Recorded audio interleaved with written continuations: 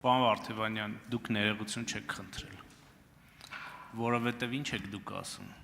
ասում եք, եթե այս հայտարարության հետևանքով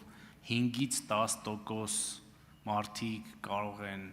վիրավորված լինել, ես ներողություն եմ խնդրում, դա ներողություն չի, դա ձեր համոզմունքը պետք է լինի, ձեր համոզմունքը, ոչ թե այդ 5-ից 10%-ի, դուք այս հայտարարության համար ներողություն չեք խնդրում, որովհետև եթե իմ գործընկերներից մեկը օրինակ ասի, որևէ գործից հետո Վարդևանյանի կամ նրա գործընկերների դիակը տանեն իրենց տուն եւ դուք գաք ասեք, ես ինչ է ասում, ձեզ համար ընդունելի կլինի, որ ասեմ, այ այդ փաստաբանների ծնողներից կամ տատիկ պապիկներից եթե 5-ից 10%-ը վիրավորվել է, ես ներողություն եմ խնդրում, ընդունելի կլինի, թե չէ, ես պետք է ասեմ ճիշտ է արել, թե սխալ է արել, եթե սխալ է արել, ուրեմն պետք է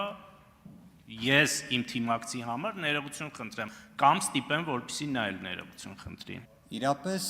հետաքրքիր էր, որ ձեր կողմից, պարոն Հարությունյան, եւ հենց ձեր փորձը համեմատական օրինակ բերելու եղավ հենց այդպիսինը։ Անկեղծ եմ ասում, դեռ որ ես հեսա շուտով 37 տարեկան եմ, բայց դեռ չէր եղել մի նախադասություն, որտեղ ինձ ասեին, որ պայմանական իմ դիակը։ Ամեն դեպքում հետաքրքիր էր, որ հենց դուք դա արեցիք, որպես համեմատական օրինակ բերելու։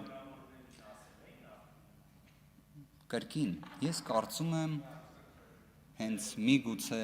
դա որպես քաղաքական մշակույթի օրինակն է, որ մենք պետք է համեմատական օրինակները բերելուց, իմ կարծիքն է դա, չբերենք գրեթե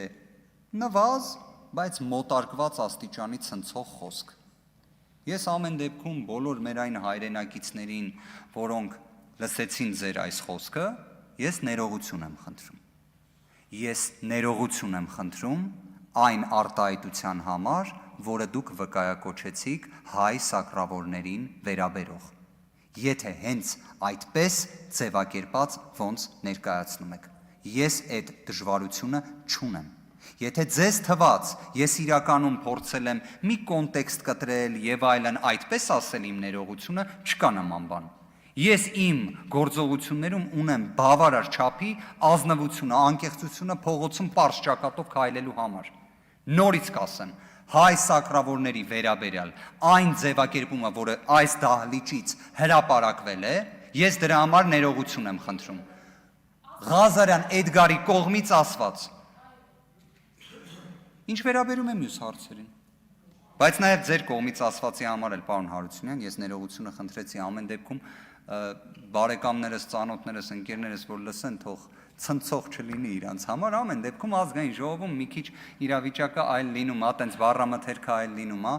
ամեն դեպքում սրա մեջ բացասական բան չկա, ժողովուրդ ջան։ Ինչ վերաբերում է երկրորդ հարցերին։ Նայրի ինշուրանսի, ենթադրում եմ, որտեղ անունը մի քիչ այլ կերպ ասեցիք, Նայրի կապիտալ ասեցիք, երևի Տաշիր կապիտալին Նայրի ինշուրանսին էիք փորձում, այսպես ասած, ավելի օպերատիվ հարցնել։ Նայրի ինշուրանսի խորհրդի անդամ նշանակվել եմ կենտրոնական բանկի նախագահի որոշմամբ։ Եվ դա ինչի համար այդպես լինում, որտեղ ես խորհրդի անդամ եմ եղել։ Ես անկախ կարգավիճակ եմ ունեցել, հետևաբար ես որևէ մեկին, բացի հենց որպես խորհրդի անդամ հանդես գալու կարգավիճակից, սահմանափակում չեմ ունեցել։ Իդեպ, դուրս եմ եկել նաև Նայրի ինշուրանս ապահովագրական ընկերության խորհրդի անդամի կարգավիճակից, երբ քաղաքական գործունեությամբ եմ սկսել զբաղվել։ Բաժանորդագրվեք Իրավաբան.net-ի սոցիալական հարթակներին հետագա նորություններին տեղեկանալու համար։